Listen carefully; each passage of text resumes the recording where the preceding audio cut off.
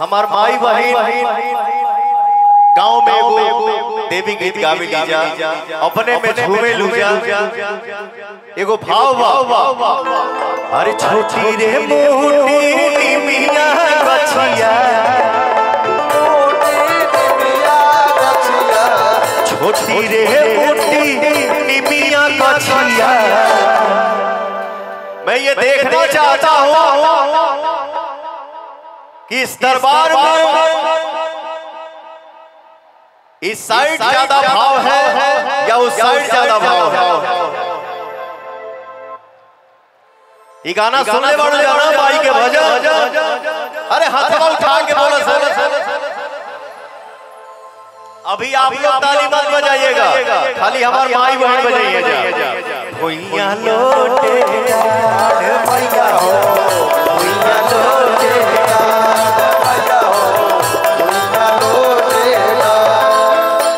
अभी आप मत बजाइएगा तनी तोहरा लोग के भाव देखी भैया लोटे भैया भैया लोटे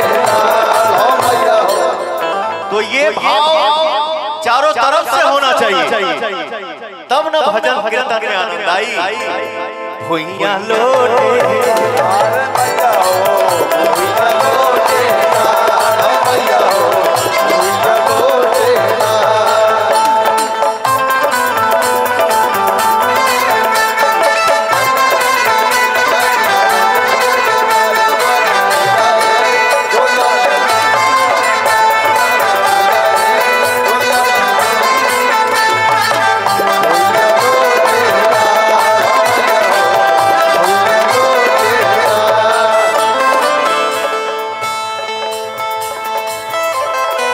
छोटी रे मोटी मलिनी पिटुइया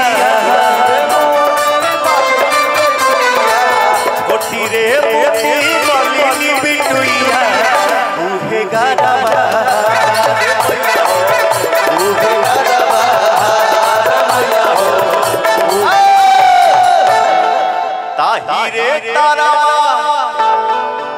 ताही रे तारावा बभन बेटुआ ताही रे तारावा बभन बेटुआ पढ़े बेटवा मैया हो पढ़े बेटवा मैया हो पढ़े बेटवा। कौन है मेरे साथ जो पीछे से गा रहे हैं और इतने सुर में गा रहे हैं?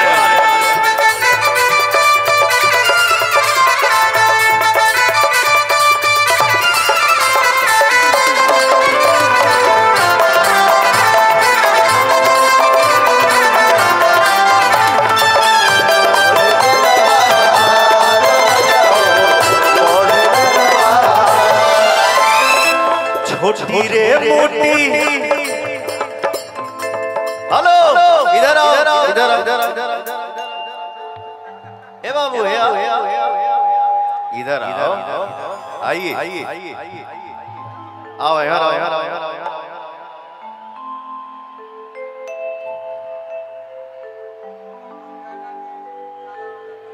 आइए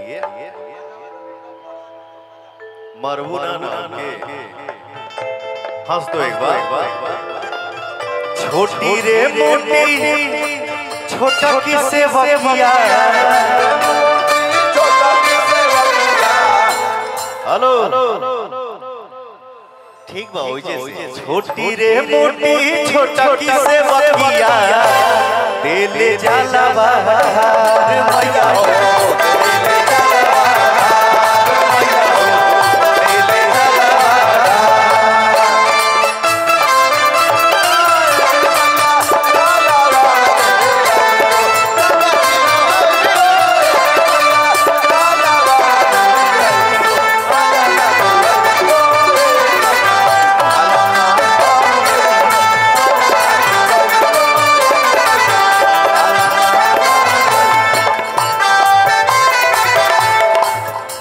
एक छोटा सा दुलारी बड़ी दुलारी बड़ी दुलारी दुलारी बड़ी दुलारी बड़ी दुलारी सबका से हई सुखवार हमार मैया सुनारी सबका से हई सुखवार हमार मैया सुनारी। मैं ये चाहता हूँ, देखिए ऐसा सौभाग्य बार बार प्राप्त नहीं होता। पवन के साथ है ये भजन के गाइए, हाथ उठा के बताओ। अभी आप लोग ना, अभी खाली तू लोग का वजह सबका से हई सुखवार हमार मैया सुनारी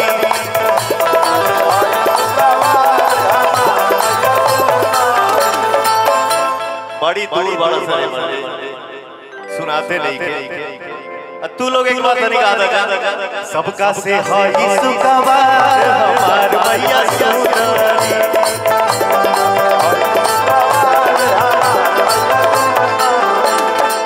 सबका से हई सुखवार